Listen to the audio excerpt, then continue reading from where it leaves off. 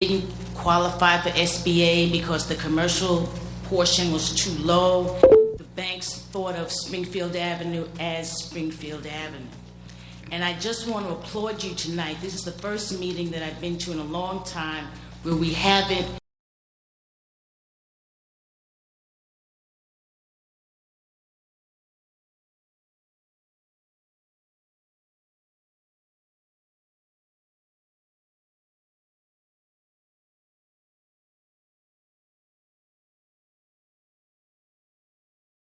this month.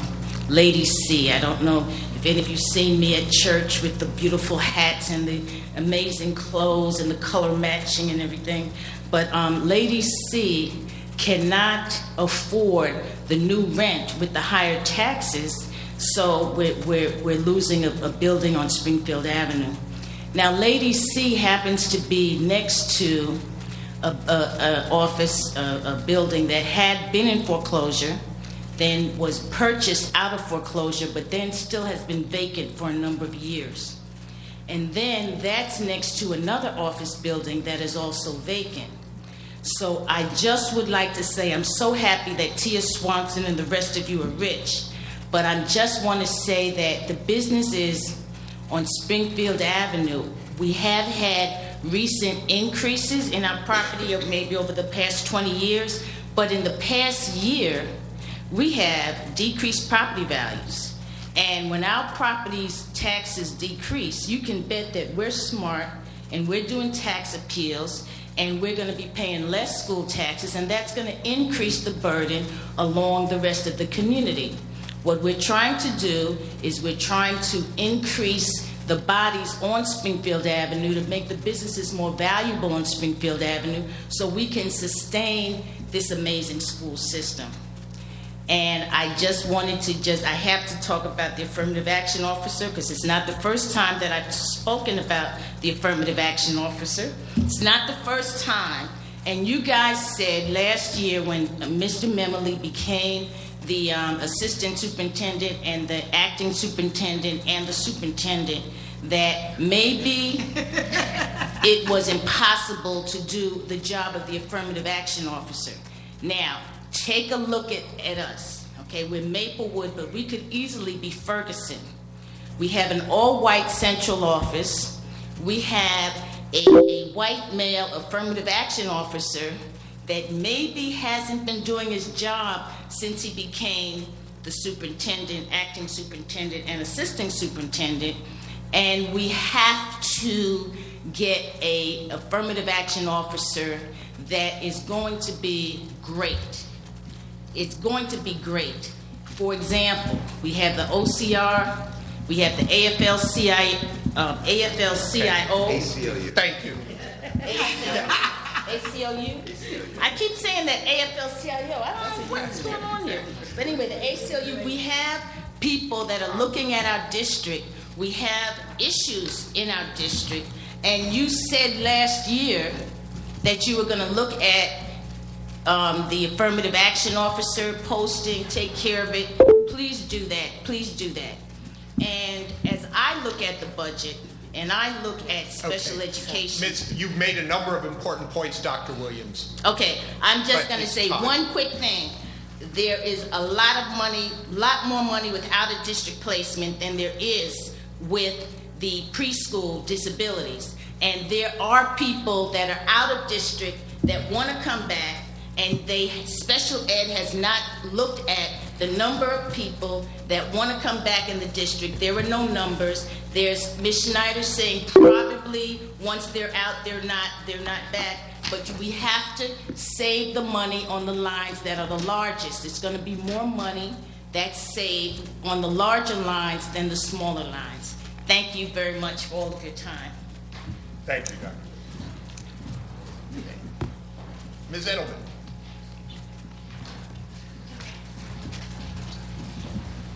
So, hi. Good evening. Hannah Edelman, South Orange resident, Columbia High School teacher. And just a couple of points. I have to say that the class size policy that Mr. Latz referred to, I have to support him in some of what he said, because I live it every day in a world history class that I co-teach, where we have more students than seats. So I have to disagree with his coming to the high school to get the additional resources. I think you have to look perhaps in other places. As I recall, at the last board meeting, we had some staff members from one of our middle schools that spoke about some changes that you must perhaps consider about programming at the middle school. Perhaps that's where you might want to consider some changes in regard to your programs. In regard to your affirmative action coordinator, Somaya, in our contract, has that as a stipended position.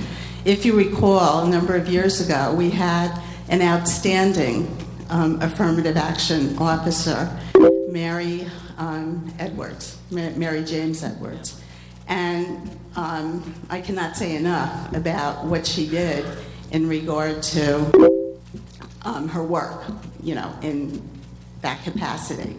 And it would be of great benefit, I think, to all of us to have that position back where it belongs in our contract, and have someone of the caliber that she really exhibited and was able to really give in regard to the district. She lived in town, she was a staff member, and she really was excellent. So another consideration for you to make. So thank you. Okay, thank you, Ms. Edelman.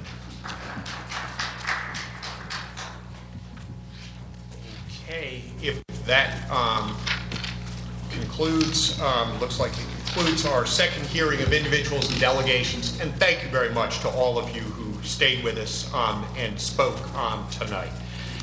Now, the usual invocation of where we are going next.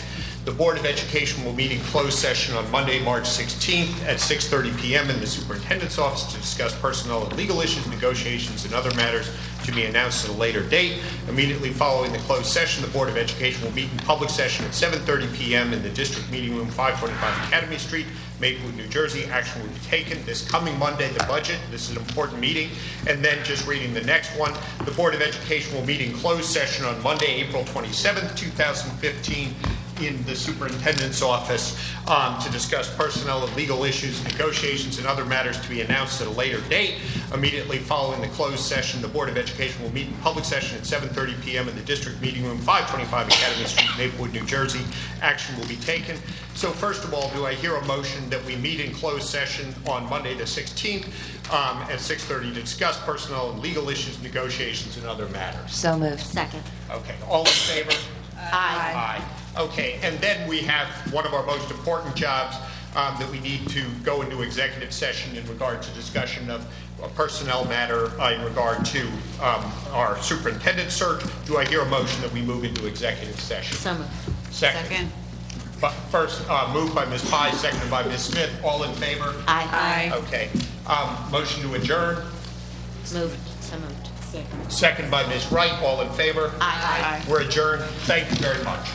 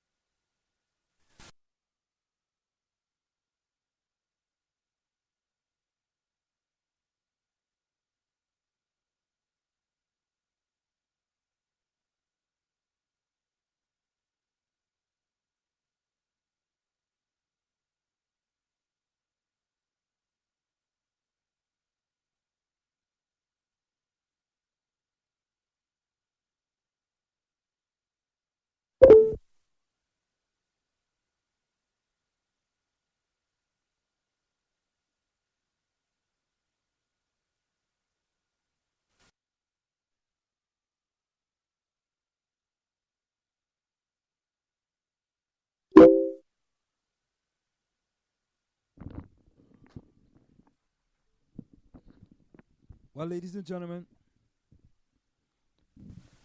tonight you were listening to the Board of Education meeting. The Board of Education meeting has come to an end. The time is now approximately 9:24 p.m.